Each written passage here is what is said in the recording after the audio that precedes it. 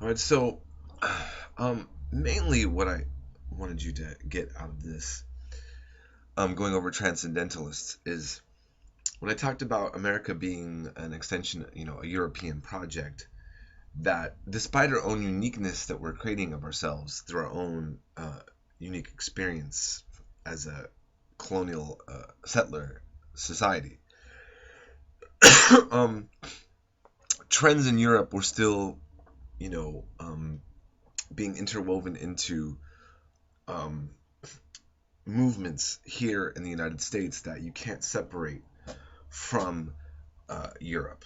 Okay, even though I think many Americans didn't see it that way, from a bird's eye point of view and looking, that's what's going on. Now, who are some of these characters?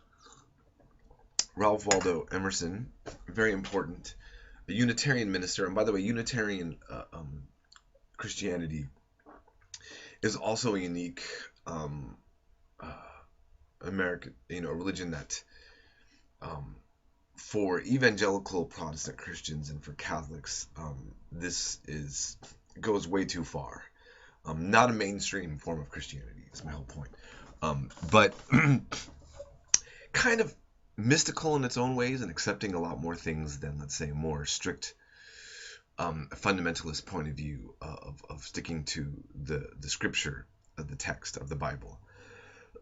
But I won't get into that. Look it up. It's interesting as well. So he left the church though in 1832 to focus on his own ideas of transcendentalism. So in Nature, a work of his from 1836, best known essay on quest for self-fulfillment, communion with the natural world, quote, "In the woods we return to reason and faith, standing on bare ground, my head bathed in the blithe air and uplifted into the infinite space. All mean egoism vanishes. I am part and particle of God." Um, I don't know about you, but doesn't it also kind of have a feel of the same kind of language and imagery that we're seeing coming out of Whitman, too? Right? I mean, I think so. Um, but there's that kind of mysticism into nature kind of thing, okay, that we also see within European romantics. Then there's Henry David Thoreau. Um, he had his famous book Walden, about a small cabin in the Concord woods on the edge of Walden Pond, and he lived alone for 2 years. I believe he did have guests, so he wasn't like thoroughly alone, but he spent mainly much of his time alone. And he also, a lot of anarchists kind of take inspiration into him. By the way, anarchism, which we're not really going to cover in this section of history, is a full-flown political ideology. In modern language, just like romanticism being romantic, anarchy represents chaos in day-to-day language. But anarchism actually is a political ideology, just like communism. And you can discredit it or you can give it credit. It's up to you. But my point is, anarchism is a belief that human beings can function without a strong centralized government. In a sense, people who talk about just wanting states' rights, or the hillbillies living out in their cabins, drinking their whiskey and moonshine and playing music and praying and going to church, doing their own thing, kind of have that anarchist tendency because they really don't want a big federal government telling them what to do. So in America, I would argue that we have a strong anarchist tradition, even though many times we don't necessarily identify with anarchism. The idea of organizing human relations outside of a strong centralized government, I think, has always been a trend, as we've seen in American life. Okay, now, having said that,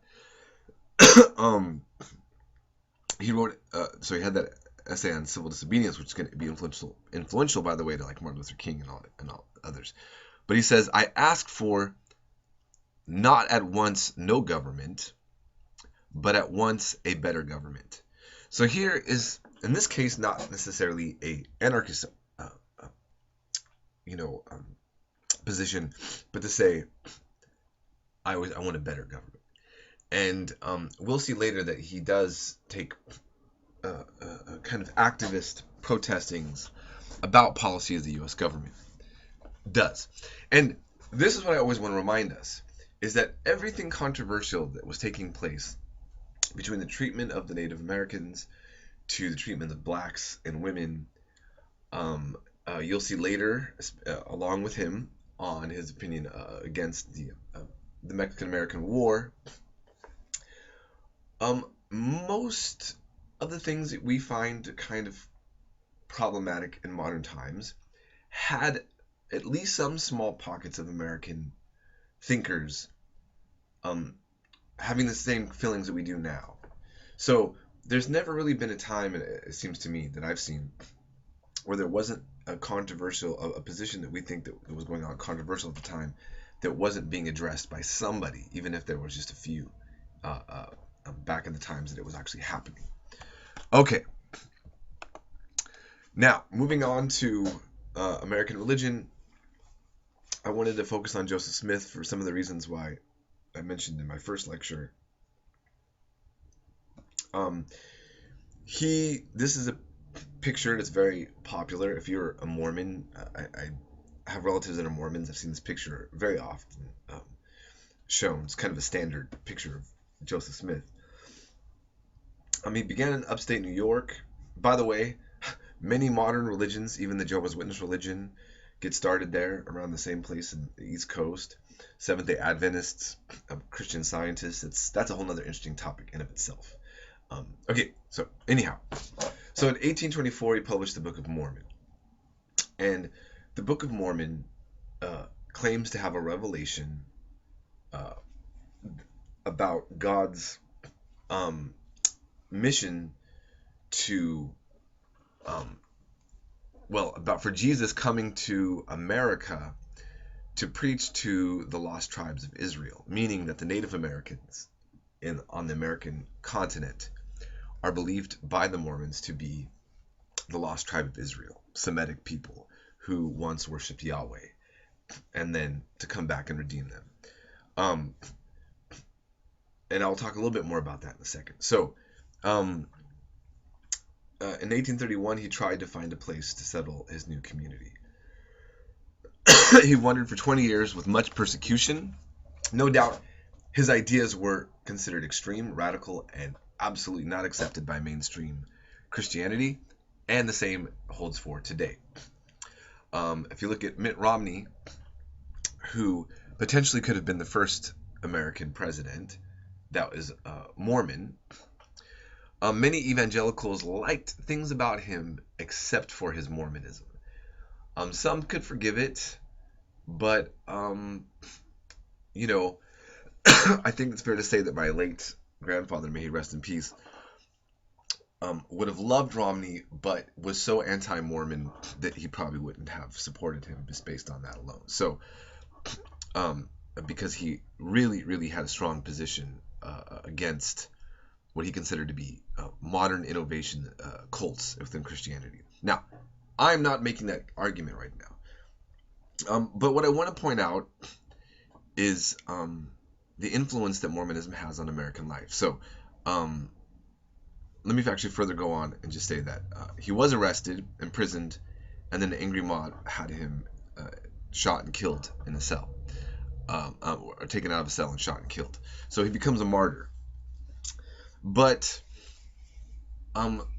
Mormons are going to be contributing a way to American history that I think is different than, let's say, why I'm not talking about Charles Taze Russell of the Jehovah's Witness religion. Okay, you had this what is called the Mormon Trail when they moved along and are eventually going to really create the state of Utah, and they're going to leave monuments and a kind of journey, places to pay homage to throughout this part of the United States.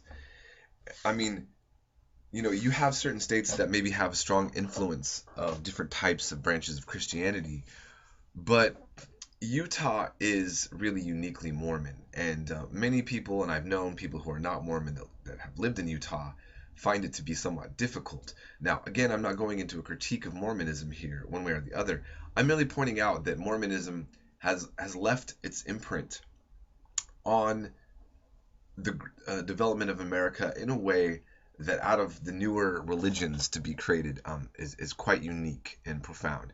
And they play a very active role in politics now, and are often on the forefront of patriotism, because they do see this land to be sacred, actually. So when we talked about manifest destiny, there's no other religion that I think that actually you could claim sees more of the Bible actually literally connected to this land than the Mormon religion itself. Okay, and you can look at that negative or positive. You can mock that, or you can convert over into that.